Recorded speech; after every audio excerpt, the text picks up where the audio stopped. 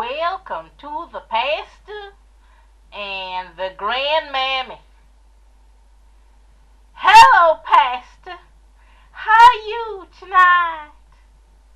Oh, son, I want you to take a message to your grandmammy.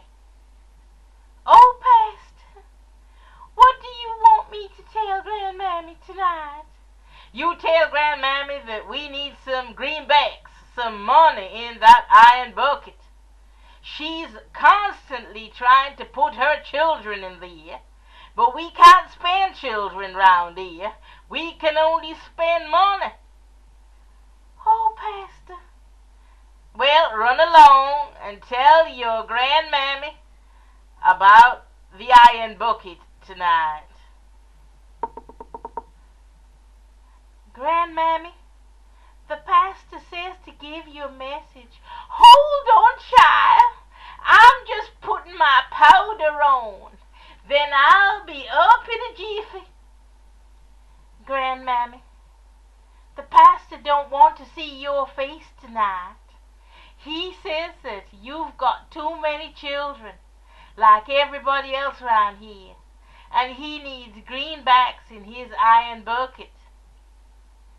Oh, is the pastor now putting my business on the street? Ooh, I will admit that I ain't put any money in his iron bucket for a while, but I've got too many children to feed. The social security around here is terrible, and I've got one child every year for the past 20 years. And they've got one child every year from the breeding age. Oh, grandmammy, what can I do to help you? Oh, there ain't nothing, child. I'll have to speak to God and then go and see the pastor. Grandmammy, but ain't God and the pastor one? Ain't you always taught us that the church and God is one? Oh, child, grandmammy's got to go and speak to God to see if I can get something for the pastor's iron bucket. You see, they used to use a cloth bag at one stage, and that used to take pennies and feel heavy. But now they've put the iron bucket, and the iron bucket's mighty big. It's mighty big to fill up. Oh, grandmammy, but don't all the churches round here have an iron bucket? 'Course they do, child. We ain't seen money in these parts for hundreds of years. And we've been learning all the years that no need to educate, no need to work. Just get a bit of social and get to the iron bucket. Don't worry about the milk and honey on other people's table. Think about getting it when you go to heaven. Hey, child, no one's ever come back from heaven to say if it's milk and honey anyways. It might be old bitter leaves for all we know. Anyway, child, I've got to put the powder on. I put my powder puff away. I've had that powder puff 20 years now. I wonder if I could try putting that in the iron bucket. Grandmammy, I don't think the pastor wants to see your powder puff or your children in the iron bucket. He says you've been trying to put your children in for years.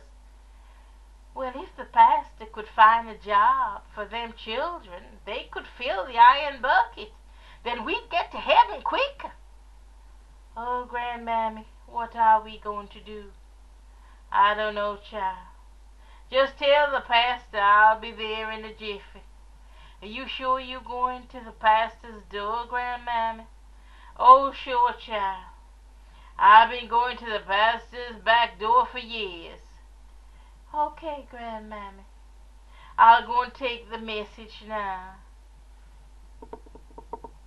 Hello, pastor. My grandmammy Grandmammy'll be up in a jiffy, and she's trying to speak to the Lord about getting some greenbacks for your iron bucket. Well, I hope your Grandmammy's going to bring some greenbacks, 'cause I don't want to see her face and all them 100 children she got in that one-bedroom house. I've been telling her for years to stop breeding and get working. Oh, Pastor, I'm so depressed, but I wore my new bow tie today. Where you got that bow tie, child? Well, my Grandmammy gave it to me. She says it makes me look wonderful. Oh, I wish your Grandmammy would just forget about all that and bring the money into the iron bucket. A bow tie. Education and health's down the pan. Everything else down the pan. And your Grandmammy's buying you a bow tie. Well, that's just about where life is here. Old clothes on a grandson owned by his Grandmammy. No shoes, unkept hair, and a bow tie. Now that's just about reality in the 21st century. Well, I guess they'll bring the usual pennies, and me and Bertha'll have to make do. And your Grandmammy'll maybe have another child next year. She ain't even paid for the past 15 baptisms we've had here, and the 3 burials. Oh, well, I'm soon out of this world myself. Life's getting a bit hard. Iron bucket's empty. Everybody just strewn on the face of the earth. It just makes one think of the life we lead now. I wonder if anything's changed the past 500 years. Well, I guess the iron bucket will get something tonight, and we can get something to eat. Well, child, go open the church door. Let all them children in. I gotta preach the same old thing tonight. Bread and honey in heaven, and nothing in your belly to eat here. But Jesus is the answer. All right, Pastor. I'll open the church door, and I'll move the pan a little closer to the congregation. Maybe they'll understand that you needed fooling tonight. Well, I told them last week, child, that they should put aside the money for the iron pan before they go shopping on the Saturday and taking a taxi. They should start walking. Mind you, maybe they could stop having so many children. That might be a start. Anyway, I'm getting old, child. So, go tell your Grandmammy that I'm looking forward to seeing her bright and shining face tonight. And no need for the wig. Okay, Pastor. I'll get along to Grandmammy now. Grandmammy. Yes, child. I'm just fixing my wig.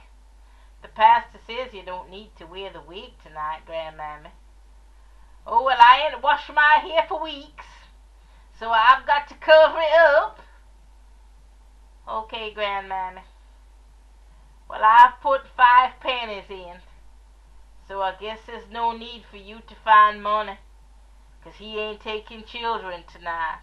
He's mighty depressed.